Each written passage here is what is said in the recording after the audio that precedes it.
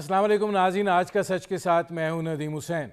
पाकिस्तान की सियासत में इस वक्त उबाल आया हुआ है और दिखाई ये देता है कि मामलात जो हैं वो तेज़ी के साथ आगे बढ़ रहे हैं। इस वक्त पाकिस्तान की मईशत को लेकर रियासत का हर सतून जो है वो मुस्तरब है और ज़ाहिर है इज़्तिराब की इस कैफियत की ठोस वजूहात हैं, लेकिन देखना ये है कि सियासी मामलात के अंदर भी जो वाक़यात रूनुमा हुए हैं, कुछ अर्सा पहले तक उनके बारे में सोचा जा सकता था। हुकूमत को बिल लाने में जिस शिकस्त का सामना करना पड़ा और उसके बाद मुश्तरका इजलास जो कि उन्होंने इलेक्ट्रॉनिक वोटिंग मशीन और दीगर बिलों के हवाले से जो बुलाना चाहा था 11 तारीख को, उसको मौखर करना पड़ा। क्या ये सोचा जा सकता था कि हुकूमत जो कि एक हवा के घोड़े पर सवार है वो इस तरह की फ़ैसलों की नज़र होगी? लेकिन ये फ़ैसले जो हैं ये हुकूमत को करना पड़े। क्या ये फ़ैसले जो हैं ये फ़कत अपोजिशन का दबाव है?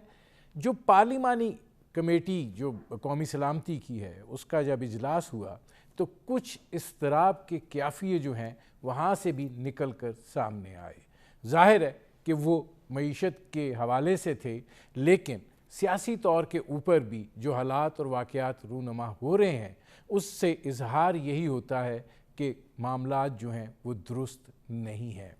आज भी एक बड़ा अहम इजलास हुआ है जिसमें DG ISI लेफ्टिनेंट जनरल फैज़ हमीद मौजूद थे। प्राइम मिनिस्टर ने उसको चेयर किया और जो बात निकल कर सामने आई वो तो ये है कि बॉर्डर मैनेजमेंट पर जो है वो बात की गई है, लेकिन इसके बाद कल पाकिस्तान तहरीक इंसाफ की कोर कमेटी का इजलास जो है वो भी तलब कर दिया गया है। अपोजिशन ने भी एक बड़े मौसर अंदाज में अंगड़ाई ली है और ये जो अंगड़ाई है क्या ये सूरत हाल को पढ़ते हुए ली गई है और अपोजिशन को ये अंदाज़ा हुआ है कि जिस बिना के ऊपर वो इमरान ख़ान को सिलेक्टेड कहते थे वो वजह जो है वो अब कुछ तहलील हुई है, या ये कि वो ये समझते हैं कि अब मामलात जो हैं वो उनके कुछ फेवर में आए हैं? अगर ये सूरत हाल ऐसी है तो फिर मुस्लिम लीग नवाज़ जो है उसका जो बयानिया था वोट को इज़्ज़त दो वाला, वो अब कहाँ खड़ा है? और ये मामलात अगर इस तरीके से आगे बढ़ने हैं और ये जो बातचीत का सिलसिला जिस तरीके से दराज हुआ है, क्या ये एहतजाजी सियासत की तरफ जाएगा और उसके नतीजे में अपोजिशन जो है वो किस चीज़ की मुतकाज़ी है? क्या वो अर्ली इंतखाबात चाहते हैं? अगर अर्ली इंतखाबात चाहते हैं तो वो मौजूदा निज़ाम के तहत चाहते हैं, और अगर वो इंतखाबी इस्लाहात चाहते हैं तो वो इंतखाबी इस्लाहात जो हैं क्या वो समझते हैं कि वो मौजूदा हुकूमत के ऊपर इतना दबाव डालने में कामयाब हो गए हैं और जो फैक्टर उनको न्यूट्रलाइज दिखाई देना चाहिए था वो अब दिखाई दे रहा है कि वो हुकूमत को इस टेबल तक ले आए जहाँ पर वो इन इंतखाबी इस्लाहात के हवाले से उनसे बातचीत करे, नैब ऑर्डिनेंस के हवाले से बातचीत करे, उनकी जो तजावीज़ हैं उनको उसका हिस्सा बनाए और फिर जो है हुकूमत जो है वो आगे 5 साल कंटिन्यू करे और 2023 में जाके इंतखाबात हों, या ये कि फिर इसी निज़ाम के तहत जो है वो इंतखाबी अमल जो है उसको वो चाहते हैं। अगर ऐसा है तो ये भी उनकी जो एक बुनियादी सोच है कि इंतखाबी इस्लाहात होनी चाहिए, बहुत ज़रूरी हैं। इंतखाबात जो हैं वो शफाफ होने चाहिए, गैर जानिबदाराना होने चाहिए, तो फिर इस सूरत हाल में तो ना शफाफियत मुमकिन है और ना ही गैर जानिबदाराना सूरत हाल जो है वो मुमकिन है। अब क्या ये और आगे मामला बढ़ रहा है और पाकिस्तान पीपल्स पार्टी जो है वो पार्लियामेंट के साथ साथ बाहर भी अब PDM का हिस्सा जो है वो बनेगी, कोई इश्तराक जो है वो आगे हो सकता है, इसके इशारे मिल रहे हैं। और ज़ाहिर है कि जो खाने हो रहे हैं, जो मुलाकातें हो रही हैं, उसके बाद जो बयानात आ रहे हैं वो मुस्बत नौइयत के बयानात हैं। हुकूमत जो है वो ज़ाहिर है कि उसको मसाइल का सामना है। काबीना के अंदर वज़ीर आज़म इमरान ख़ान ये बात कह चुके हैं कि 3 महीने इंतहाई अहमियत के हामिल हैं और इसमें हमें यकजहती का मुजाहरा जो है वो करना चाहिए। जिस तरीके से हुकूमत की इत्तेहादी जमातें जो हैं वो भी सिरकी हैं اس کی سرکنے کی وجہ جو ہے وہ کیا ہے؟ کیا یہ اصول پسندی ان اتحادی جماعتوں میں آڑے آ گئی ہے کہ آنکھیں بند کر کے جو قانون سازی کا کام ہے وہ نہیں کیا جا سکتا، یہ معاملہ جو ہے وہ کچھ اور ہے؟ یہ وہ ساری صورتحال ہے جس پر کریں گے بات، اور میرے آج کے مہمان سیزنڈ پولیٹیشین ہیں، مسلم لیگ نواز کے سیکرٹری جنرل ہیں احسن اقبال۔ احسن اقبال صاحب، یہ فرمائیے گا کہ مشترکہ جو پارلیمانی کمیٹی کا دفاعی کمیٹی کا اجلاس ہوا، اس کے اندر جو معاملات طے ہوئے، ان کی جو بعض گشت باہر آئی، وہ بنیادی طور پہ ظاہر ہے افغانستان کی صورتحال ہے یا ٹی ٹی پی کا معاملہ ہے، ٹی ایل پی کا معاملہ بھی اب آ گیا ہے، عدالت کے جو صورتحال ہوئی ہے اس پہ بعد میں آئیں گے، لیکن جو اضطراب ہے پایا جاتا ہے معیشت کو لے کے، آپ لوگوں نے جو اتنی انگڑائی لی ہے، آپ کو دکھائی دیا ہے کہ جس فیکٹر کی آپ بات کرتے رہے ہیں وہ اب کچھ تحلیل ہوا ہے، اور آپ کو نظر آتا ہے کہ اب آپ دباؤ بڑھائیں گے تو معاملات جو ہیں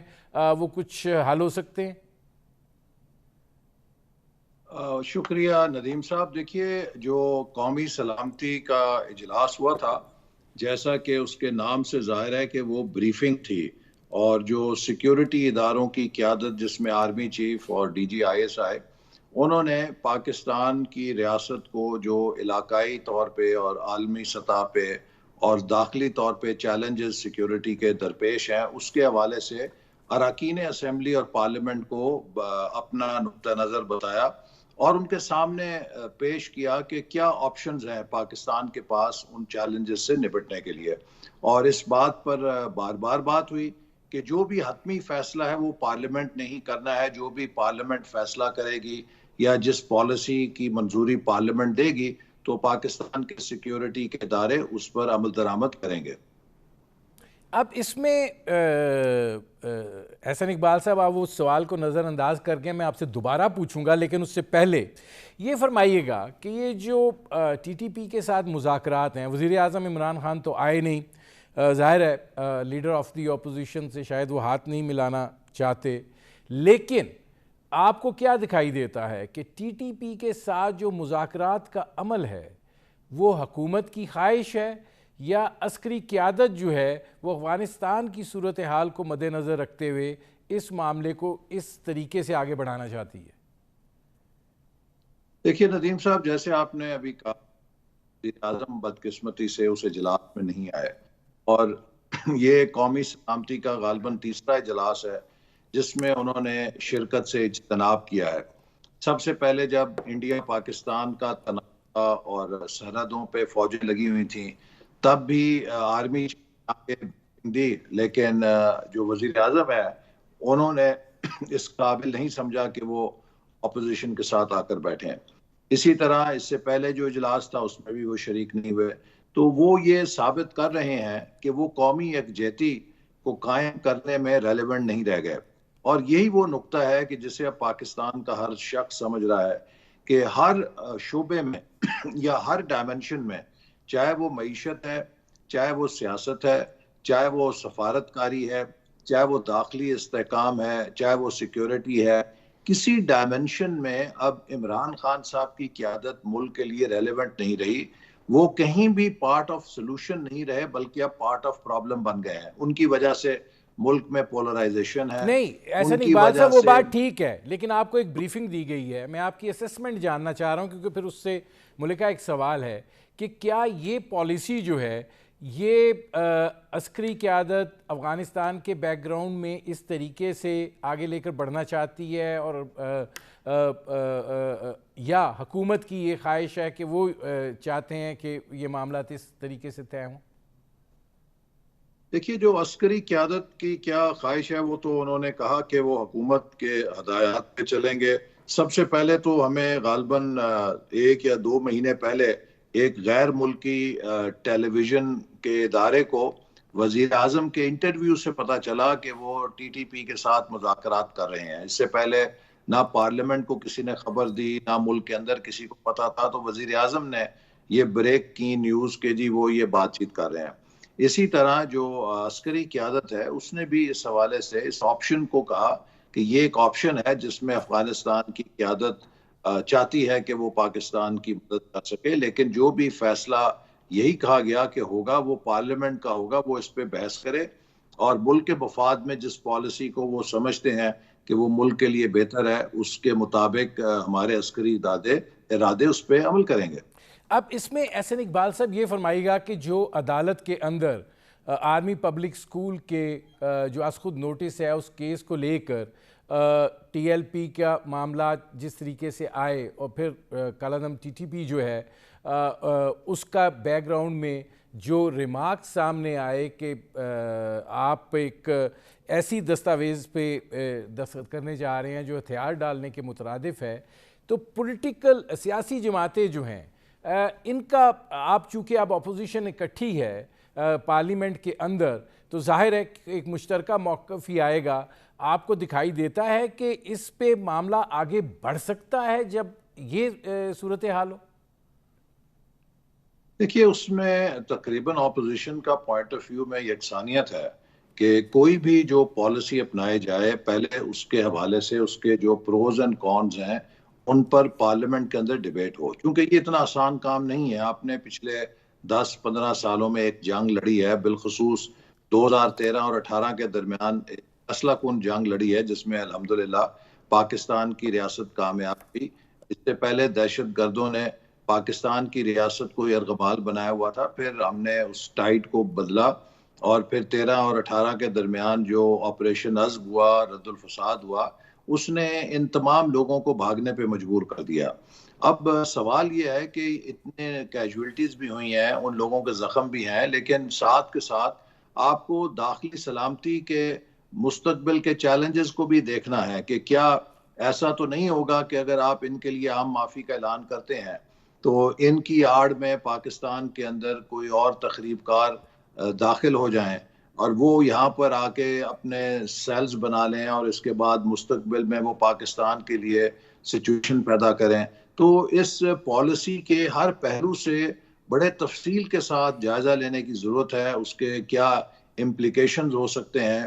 پھر اسی طرح جو دیگر گروپس ہیں جن کو آپ نے کالعدم قرار دے دیا ہوا ہے، ان میں سے تو شاید کسی گروپ کے ساتھ اتنی جنگ نہیں رہی، تو کیا آپ ایک بلینکٹ عام معافی کی پالیسی اپنانے جا رہے ہیں کہ جہاں پر سب گروپس کو معاف کریں گے؟ اگر آپ ایسا نہیں کرتے تو وہ آپ سے کہیں گے کہ آپ امتیازی پالیسی بنا رہے ہیں. اگر آپ سارے گروپس کو عام معافی کا اعلان کرتے ہیں تو کچھ گروپس ایسے ہیں جن کے خلاف انٹرنیشنل سینکشنز ہیں، تو وہاں پہ پاکستان کے کیا مضمرات ہو سکتے ہیں. لہٰذا یہ ایک ایسی چیز ہے کہ جس کو آپ اتنے آسانی کے ساتھ نہیں یس اور نو کر سکتے. اس کے مضمرات کیا ہیں، اس کے پاکستان کے لیے خارجی محاذ پہ اور داخلی محاذ پہ کیا اثرات پڑیں گے، جب تک ان پر ایک سیر حاصل بحث نہ ہو اور تفصیلی تجزیہ نہ کیا جائے، ان ساری چیزوں کا احاطہ نہ کیا جائے، تو آپ اس پہ اس طرح سرِ راہ فیصلہ نہیں کر سکتے.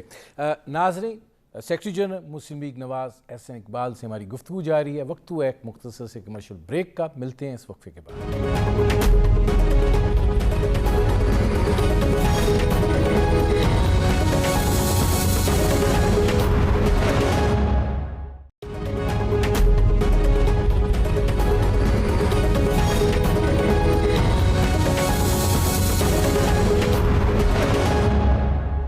Welcome back. اب احسن اقبال صاحب یہ فرمائیے گا کہ جب یہ ظاہر ہے عمران خان صاحب کا بھی جب بیان سامنے اس حوالے سے آیا تھا تو اس کا ایک رد عمل آیا تھا، اور اب جو میں نے آپ کو سپریم کورٹ کا ریفرنس دیا ظاہر ہے وہ بھی ان جذبات اور احساسات کی ترجمانی کر رہا ہے. یہ جو بریفنگ ہوئی اس میں آپ کو وہ وجوہات بھی بتائیں گے کہ کیوں ہم اس طرف بڑھنا چاہتے ہیں کہ افغانستان کے اندر جو طالبان کی حکومت ہے وہ یہ چاہتی ہے اور ہم جو ہیں وہ امن کے لیے بڑھنا چاہتے ہیں؟ کیا مسئلہ کیا ہے، کیا وجوہات کیا ہیں جس کی بنیاد پر ہم یہ اتنا بڑا فیصلہ کر رہے ہیں؟ کیونکہ اس کے پیچھے 80,000 کے قریب لوگوں کی جانیں ہیں، فوج کے اپنے بہت شہداء ہیں، اور ظاہر ہے کہ ایسے ان کے بے شمار لوگ ہیں جو مختلف اعضاء سے محروم ہوئے ہیں، تو یہ تو ایک زخمی صورتحال میں اس جانب بڑھنے کی کوئی وجوہات بھی سامنے آئیں؟ دیکھیے ندیم صاحب، چونکہ وہ اجلاس ان کیمرہ تھا تو میرے لیے مناسب نہیں ہے کہ اس اجلاس کی کارروائی کو میں عام کروں، سوائے اتنے کے جو کہ آلریڈی پبلک نالج میں آ چکی ہے۔ تو لیکن میں صرف یہ کہوں گا کہ وہاں پہ عسکری قیادت نے دونوں آپشنز کا ذکر کیا تھا۔ انہوں نے کہا تھا کہ اگر ہمیں کہا جائے گا، پارلیمنٹ یہ پالیسی بناتی ہے کہ ہمیں صلح کے راستے پہ چلنا چاہیے تو ہم وہ بھی کریں گے، اور اگر پارلیمنٹ کہتی ہے کہ نہیں، ایسے عناصر سے صلح نہیں ہو سکتی، تو ہم نے پہلے بھی ان لوگوں کا مقابلہ کیا اور آئندہ بھی کریں گے۔ تو وہاں پر اتفاق تو یہی تھا کہ پارلیمنٹ میں اس پہ تفصیلی بحث ہونی چاہیے اور حکومت کا فرض ہے۔ دیکھیے ابھی تک جو المیہ ہے وہ یہ ہے ندیم صاحب کہ جو بھی ہمارے قومی معاملات ہیں اور بالخصوص جو قومی سلامتی کے معاملات ہیں، ان کی خبر ہمیں بیرون ملک میڈیا سے ملتی ہے یا بین الاقوامی کسی ذریعے سے ملتی ہے۔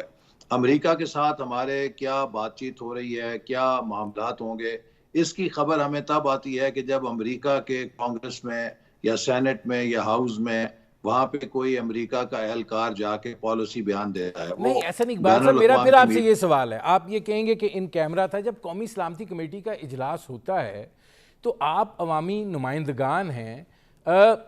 یہ سوالات جو ہیں یہ وہاں پہ اٹھائے نہیں گئے یا اٹھائے نہیں جاتے کہ جناب اس طریقے سے ہوتا ہے، تو اگر پارلیمنٹ ہے اور پارلیمنٹ کا نظام چل رہا ہے اور آپ نے کوئی فیصلہ کرنا ہے اور اس کو عوامی پذیرائی اور سیاسی قوت بخشنی ہے، تو بنیادی طور پر یہ فورم ہے اور وہ بات ہونی چاہیے اور پتہ لگنا چاہیے؟ دیکھیے وہاں پر ہر قسم کے سوالات ہوتے ہیں اور ہوئے بھی تھے،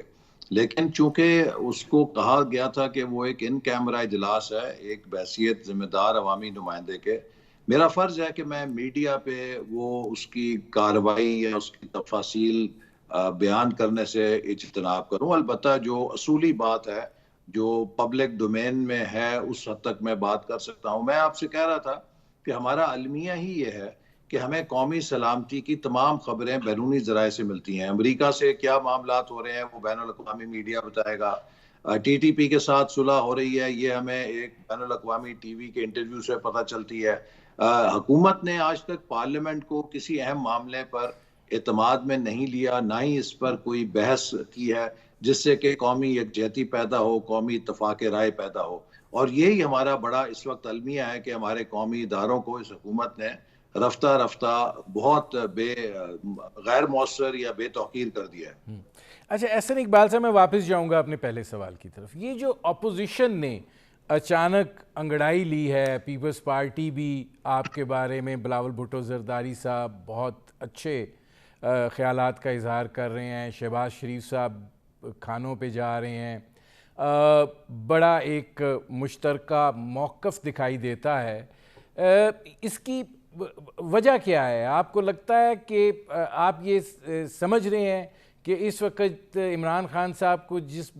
فیکٹر کی بنیاد پر آپ سلیکٹڈ کہتے تھے وہ کچھ نیوٹرلائز ہوا ہے اور اب آپ ایکسیلیٹر پہ پیر رکھ سکتے ہیں؟ دیکھیے پہلی بات تو یہ ہے کہ پی ڈی ایم اور اپوزیشن تو پچھلے چند ماہ سے انگڑائی لے چکی ہے۔ اس نے کراچی میں جلسے کر کے، ایک عوامی اجتماع کر کے اپنا رابطہ عوام مہم اور تحریک کا آغاز کیا۔ اس کے بعد دیگر مقامات پہ کافی بڑے جلسے ہوئے پی ڈی ایم کی طرف سے، اور ان کا ایک احتجاجی پروگرام مسلسل مہنگائی کے خلاف بھی چل رہا ہے۔ لیکن میرا خیال ہے کہ جو حکومت نے ایک دم معاشی تباہی کی ہے، اور خاص طور پہ پچھلے چند ہفتوں میں، 2 ہفتوں میں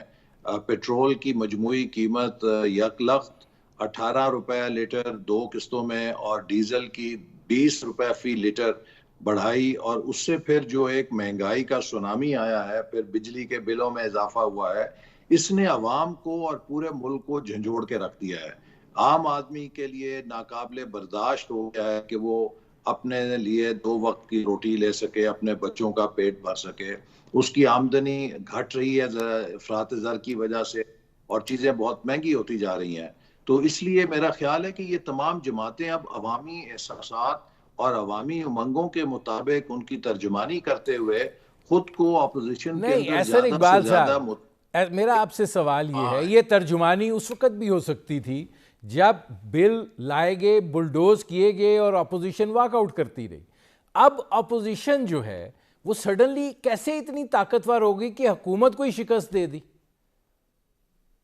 اس میں بڑی وجہ وہی جیسے میں نے کہا عوامی دباؤ ہے. چونکہ جو حکومت کے عوامی نمائندے ہیں وہ بھی یہ دیکھ رہے ہیں کہ اگر ہم چمٹے رہے عمران نیازی صاحب کے پلیٹ فارم سے اور ہم نے کسی قسم کا اپنا پروٹیسٹ نہ دکھایا کہ ہم حکومت کی پالیسیوں سے نالاں تھے یا حکومت کی پالیسیوں سے ہم تھوڑا فاصلہ پیدا نہیں کریں گے، تو اگلے الیکشن میں ان کی ضمانتیں ضبط ہو جائیں گی. تو اس وقت آپ نے دیکھا جو پچھلا الیکشن ابھی قومی اسمبلی کا اجلاس ہوا، اس میں لگاتار 8 دن تک کورم ٹوٹتا رہا. اور کورم تب ٹوٹتا ہے کہ جب حکومت کے جو بیک بینچرز ہیں وہ احتجاج کرتے ہیں. جیسے وہ دفتروں میں قلم رکھو احتجاج ہوتا ہے نا، کہ لوگ دفتروں میں نکلتے بھی نہیں، چھٹی بھی نہیں کرتے، لیکن قلم رکھ کے احتجاج کرتے ہیں. اسی طرح جو پارلیمنٹ میں بیک بینچرز ہیں وہ اس کا کورم پورا نہ کر کے کاروائی سے خود کو علیحدہ رکھ کے اپنا احتجاج نوٹ کراتے ہیں. تو یہ کام تو پچھلے 1 مہینے سے چل رہا ہے. جیسے میں نے کہا کہ عوامی دباؤ بہت بڑھ گیا ہے، سب کے اوپر بڑھ گیا ہے کہ اس حکومت سے نجات لیں، اور جو ان کے نمائندے ہیں ان کو لوگ پوچھ رہے ہیں کہ آپ کیوں نہیں ہماری آواز اٹھا رہے. تو حکومت اس وقت داخلی دباؤ کا بھی شکار ہے اپنے اندر سے. اس کی حلیف جماعتیں بھی پریشان ہیں، وہ بھی اپنے ووٹرز کو جواب نہیں دے پا رہی، اور اپوزیشن تو پہلے ہی حکومت کے خلاف صف آ رہا ہے. تو اس لیے یہ ہر سائڈ سے حکومت پر اس وقت دباؤ ہے، اور میرا خیال ہے کہ حکومت کے پاس کوئی کلو نہیں ہے. اور یہ نہیں، اس اسی میں لیے ہم احسن سمجھتے اقبال ہیں کہ صاحب یہ فرمائیے گا،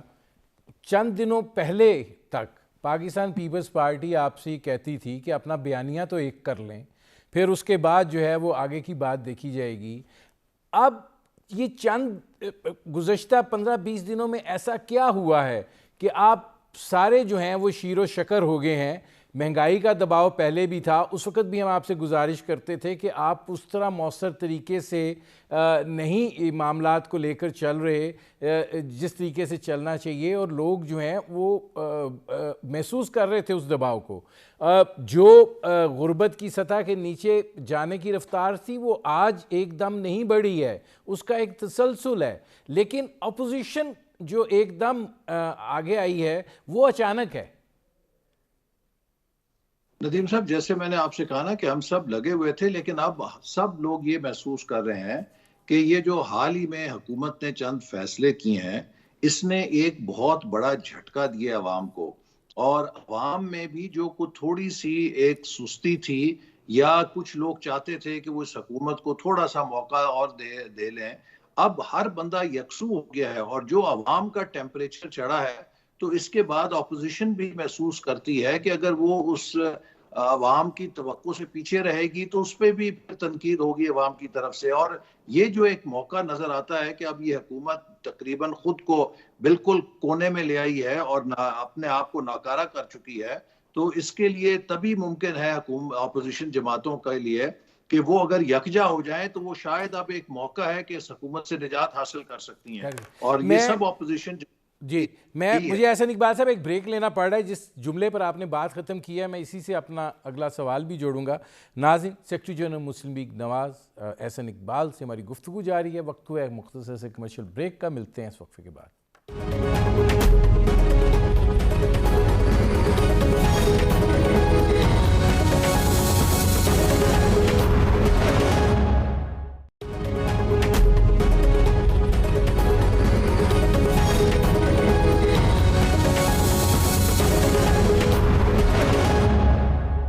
ویلکم بیک. ناظرین، میرے آج کے مہمان سیکرٹری جنرل مسلم لیگ نواز احسن اقبال، ان سے ہماری گفتگو جاری ہے. بریک پر جانے سے پہلے احسن اقبال صاحب، آپ حکومت سے نجات کی بات کر رہے تھے.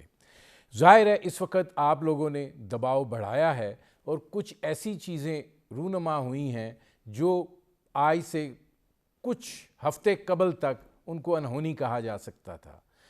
آپ کا روڈ میپ کیا ہے؟ مطلب حکومت گرانے کی ڈیٹس ماضی میں بھی آتی رہی ہیں، اب بھی آپ حکومت سے نجات کی بات کر رہے ہیں. آپشن کیا ہے اپوزیشن کے پاس؟ دیکھیے، اس وقت جو ہماری جدوجہد ہے اس کے نتیجے میں ہم عوام کا جو رائے عامہ کا دباؤ ہے اسے زیادہ سے زیادہ موبلائز کر رہے ہیں. اور جیسے میں نے آپ سے شروع میں کہا کہ کوئی حکومت کمپلیٹلی ریلیونٹ ہو جاتی ہے ہر ڈائمنشن میں, تو پھر ایونٹس اسے اوورٹیک کر لیتے ہیں. پھر آپ کو پتہ نہیں, ایک چھوٹا سا واقعہ جو عام دنوں میں شاید درگزر کے قابل ہو, وہی ایک کو ہمالیہ کا پہاڑ بن کے کسی بھی حکومت پہ گرتا ہے اور وہ اس کے بوجھ تلے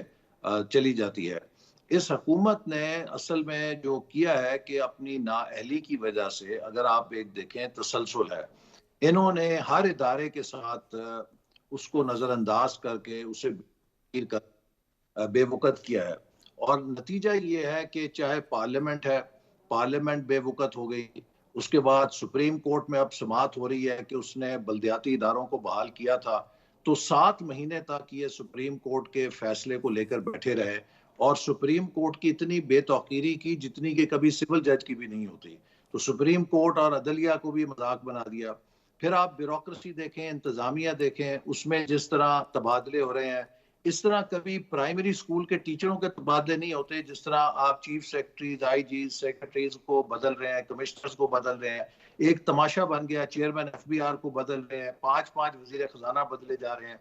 پھر اسی طرح آپ الیکشن کمیشن کو دیکھیں, اس کے اوپر کس طرح کے حملے کیے جا رہے ہیں, اور الیکشن کو چرانے کی کس طرح منظم سازش کی گئی حکومت کے وسائل کو استعمال کر کے. نیب کا ادارہ دیکھ لیں, اس کا پورا قانون بدل دیا اس کو اپنی مرضی میں ڈھالنے کے مطابق. یہ سارے ادارے کرنے کے بعد بالآخر انہوں نے پھر جو ہمارے سیکیورٹی کے ادارے ہیں ان کے ساتھ بھی کھیل تماشا شروع کر دیا. آپ دیکھیے کبھی ایسا نہیں ہوا کہ جو اتنی اہم ترین سیکیورٹی کی اپوائنٹمنٹس ہوں, جن میں corps commander Peshawar, corps commander Karachi اور DG ISI, یہ 3 پاکستان کے اہم ترین سیکیورٹی کے نرو سینٹرز ہیں موجودہ حالات میں. ان تینوں کی اپوائنٹمنٹس کو انہوں نے اپنی انا میں یا اپنی نااہلی میں جس طرح ایک مذاق بنا دیا. لوگوں کی تعویلیں ہونی شروع ہو گئیں کہ جی کوئی کہتا ہے کہ جی چاند کی چال دیکھی جا رہی ہے, کوئی کہتا ہے کہ جی کوئی ذائچے بنائے جا رہے ہیں. اس طرح کبھی ہمیں ایک نیوکلیئر پاور ہے, اس طرح ملک چلتے ہیں, اس طرح نہیں فیصلہ احسن سازی اقبال ہوتی ہے صاحب, قومی. وہ گزارش یہ ہے کہ یہ چیزیں سامنے ہیں, لیکن حکومت سے نجات کا آئینی کچھ طریقہ کار ہیں.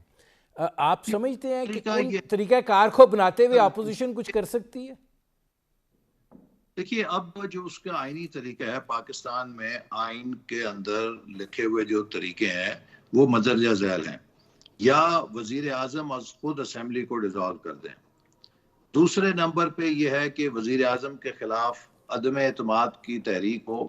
وہ اس میں کانفیڈنس نہ لے سکیں اور کوئی اور بھی اعتماد کا ووٹ نہ لے سکے, پھر بھی اسمبلی ڈیزالو ہو جائے گی. اور تیسرا یہ ہے کہ اگر عدم اعتماد کا ووٹ کامیاب ہو جاتا ہے اور ایک کوئی نیا وزیر اعظم آتا ہے تو وہ آ کر پھر اسمبلی کو ڈیزالو کر سکتا ہے. تو اس لیے یہ ساری آپشنز ہمارے پیش نظر ہیں, اور مجھے لگتا ہے کہ جس تیزی کے ساتھ حکومت اب اپنی مقبولیت اور حمایت کھو رہی ہے, آپ نے دیکھا ہے کہ ابھی یہ 2 دفعہ قومی اسمبلی میں انہیں ڈیفیٹ ہوئی, اگرچہ وہ پرائیویٹ ممبر ڈے تھا, لیکن 2 موشنز کے اوپر ایک ہی دن میں حکومت کو 2 دفعہ شکست ہونا کوئی معمولی نہیں, بہت غیر معمولی بات ہے. اور پھر آپ نے یہ بھی دیکھا کہ جو جوائنٹ پارلیمنٹ کا سیشن انہوں نے بلایا تھا اس سے بھی وہ پسپائی حاصل کر گئے ہیں. تو لگتا ہے کہ حکومت پارلیمان کے اندر بھی اپنی جو حمایت ہے وہ رفتہ رفتہ کھو رہی ہے, اور اگر عوامی دباؤ بھی ان پہ بڑھتا جائے گا تو انشاءاللہ آپ دیکھیں گے کہ لیکن آئین اور احسن اقبال صاحب قانون سوال کے یہ ہے کہ جو آپ نے آئینی طریقہ کار مطلب جو ہیں جن کا آپ نے ذکر بھی کیا, اس میں رضاکارانہ طور پہ تو کوئی آگے نہیں بڑھتا. آپ تحریک عدم اعتماد کے جو ہیں کبھی بھی حمایتی مسلم لیگ نواز نہیں رہی ہے, تو آپ سمجھتے ہیں کہ اب آپ کو دکھتا ہے کہ آپ اس آپشن کو جو ہے وہ استعمال کریں گے یا کرنا چاہتے ہیں, یا اس پر کوئی آگے معاملہ سازی ہو سکتی ہے؟ دیکھیے جو تحریک عدم اعتماد ہے یہ اور استعفے, یہ دونوں آپشنز ہم نے جو APC ہوئی تھی اس کے اندر لکھے تھے کہ جو بھی فیزیبل آپشن ہوگی اس پہ ایکسرسائز کیا جائے گا. اور ہم نے پہلے بھی یہ کہا تھا کہ اگر 26 مارچ کو APC نے, جب ہماری پارٹیز کی لیڈرشپ PDM نے فیصلہ کیا تھا کہ لانگ مارچ اور اجتماعی استعفے, اگر ساری اپوزیشن مستعفی کسی وقت بھی ہو جائے تو یہ نظام گر جائے گا, چونکہ 400 سیٹوں پہ یہ حکومت جس میں اب کوئی تلوں میں تیل نہیں رہ گیا، بائی الیکشن نہیں کرا سکتی. تو وہ بھی ایک آپشن ہے کہ کسی سٹیج پہ ساری کی ساری اپوزیشن مستعفی ہو کے بھی اس نظام کو گرا سکتی ہے. اور اگر یہ ہمارے سامنے قابل عمل تجویز ہو کہ ہم اس بات کو محسوس کریں کہ 200% ہمیں یقین ہو جائے کہ جو حکومت کے اندر سے اس کے حلیف علیحدہ ہو گئے ہیں اور یہ اب بالکل اٹل قسم کی حکومت سے ناراض ہو کے یا علیحدہ ہو کے آ گئے ہیں اور تحریک عدم اعتماد کے نمبرز پورے ہیں، تو اس کو بھی ہم ایکسرسائز کر سکتے ہیں. یہ تو ڈیپینڈ کرتا ہے کہ کون سی آپشن زیادہ فیزیبل اور مضبوط نظر آئے گی. لیکن احسن اقبال صاحب، جو مشاورتی عمل آپ کا پیپلز پارٹی کے ساتھ ہوا ہے، ظاہر ہے کہ سیاسی مستقبل کے حوالے سے بھی جو ہے وہ بات ہوئی ہوگی. ماضی کے اندر یہ دونوں آپشنز جو ہیں ان کی بات تو ہوئی، لیکن بات آگے نہیں بڑھی. آپ کو دکھائی دیتا ہے کہ پیپلز پارٹی جو ہے وہ استعفے دینے پر راضی ہو جائے گی؟ آپ کو یہ تجویز قابل عمل دکھائی دیتی ہے؟ دیکھیے، جیسے میں نے آپ سے کہا کہ جب یہ ہم نے پی ڈی ایم میں ابتدائی اعلامیہ جاری کیا تھا تو دونوں تجاویز پر تمام جماعتوں نے اتفاق کیا تھا کہ جسے بھی زیادہ قابل عمل دیکھا جائے اس پر عمل درآمد کیا جائے. تو میں سمجھتا ہوں کہ اب دونوں ہی کافی فیزیبل لگتی ہیں اور یہ لیڈرشپ دیکھے گی کہ کس کے اوپر ہم ایک دوسرے کے ساتھ مل کر اتفاق کر سکتے ہیں. لیکن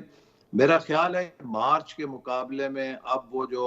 ایک بڑا مشہور ہوا تھا نا جملہ کہ گل ود گئی ہے میرا خیال ہے حکومت کے خلاف بھی معاملات کافی ود گئے ہیں. اچھا، یہ فرمائیں کہ جو اس وقت آپ کو صورتحال دکھائی دیتی ہے، کیا آپ سمجھتے ہیں کہ سیاسی معاملات جو ہیں جن کا آپ لوگ ذکر بھی کرتے رہے ہیں مکمل طور پر اس وقت سیاسی قوتوں کے ہاتھ میں ہیں اور وہ سمجھتے ہیں کہ مستقبل قریب میں جو ہے وہ حکومت کے لیے ایسی صورتحال پیدا کر سکتے ہیں جس میں ان کو مسائل کا سامنا ہو؟ دیکھیے، میں سمجھتا ہوں کہ اب تو بہت واضح ہیں حالات، اور اب تقریباً پاکستان کا ہر شہری اور ہر سمجھدار انسان اس بات کو سمجھ چکا ہے کہ اس حکومت کے بس کی بات نہیں ہے. ملک بہت تیزی کے ساتھ ایک گرداب میں پھنس رہا ہے، اور جو ندیم صاحب آپ بہت چونکہ سمجھتے ہیں معیشت کو، اس وقت جو ہمارے معاشی حالات ہیں وہ نہایت دگرگوں ہیں. بہت تیزی کے ساتھ ہم نہ صرف یہ کہ اپنے اشاریوں میں پیچھے جا رہے ہیں بلکہ اس وقت غربت اور بے روزگاری کی جو سطح اور مہنگائی کی جو سطح ہے، خدا نہ خواستہ آپ دیکھ سکتے ہیں کہ کسی وقت بھی بھوکے ننگے لوگ، مزدور، کسان اگر سڑکوں پر آ گئے تو وہ صورتحال بہت ہی ملک کے لیے تباہ کن ہوگی. تو اس وجہ سے ہم سب ہمارا اندازہ یہی ہے کہ اب اس حکومت کو نکالے بغیر یا ایک نئے انتخابات کے بغیر ملک کے پاس کوئی اوپننگ نہیں ہے. اگر پاکستان نے آگے نکلنا ہے تو اس کا دو ہی راستے ہیں، یا ایک آئینی راستہ ہے یا ایک غیر آئینی راستہ ہے. غیر آئینی راستہ جو ہے وہ مزید زہر قاتل ہوگا. تو اگر آئین کے اندر رہ کے ہم نے ملک کو اس مسئلے سے نکالنا ہے تو اس کا فقط راستہ یہ ہے کہ نئے آزاد منصفانہ انتخابات اب کرائے جائیں. احسن اقبال صاحب، عوام سوال کی یہاں پہ یہ ہے کہ آپ غیر منصفانہ، شفاف، غیر جانبدارانہ انتخابات کی بات کر رہے ہیں. انتخابی اصلاحات کے بغیر آپ سمجھتے ہیں کہ موجودہ طریقہ کار سے آپ اپنا یہ ہدف حاصل کر پائیں گے؟ اور اگر نہیں کر پائیں گے تو انتخابی اصلاحات پھر کیسے ممکن ہوں گی؟ میں یہ بات کئی دفعہ دہرا چکا ہوں. 2017 میں ہماری حکومت کے دوران تمام جماعتوں سے مل کر جو آپریشنل لیول کی انتخابی اصلاحات ہیں اس پر سب نے اتفاق رائے سے قانون سازی کی تھی. آج پاکستان کا الیکشن کمیشن اور پاکستان کے انتخابی قوانین دنیا کے بہترین جمہوریتوں کے ہم پلہ ہیں. بھارت کے ہم پلہ ہیں، کسی اور ملک کی الیکشن کمیشن کے اختیارات اس کے ہم پلہ ہیں. ہمارا مسئلہ ہمارے انتخابی قوانین نہیں ہے. ہمارا مسئلہ ہمیشہ سے ہمارے ریاستی ڈھانچے کی اس انتخابی عمل میں جانبداری رہا ہے. تو اگر آج ریاست کے ادارے جس طرح کنٹونمنٹ بورڈز میں غیر جانبدار رہے، وہ غیر جانبدار ہونے کا فیصلہ کر لیں، وہ اس کا غیر مطلب ہے جانبدار احسن رہیں. اقبال صاحب، آپ یہ کہنا چاہ رہے ہیں کہ آپ کو شفافیت اور غیر جانبدارانہ صورتحال جو ہے وہ جو جاری نظام ہے اس میں دکھائی دیتی ہے اور اصلاحات کی ضرورت نہیں ہے؟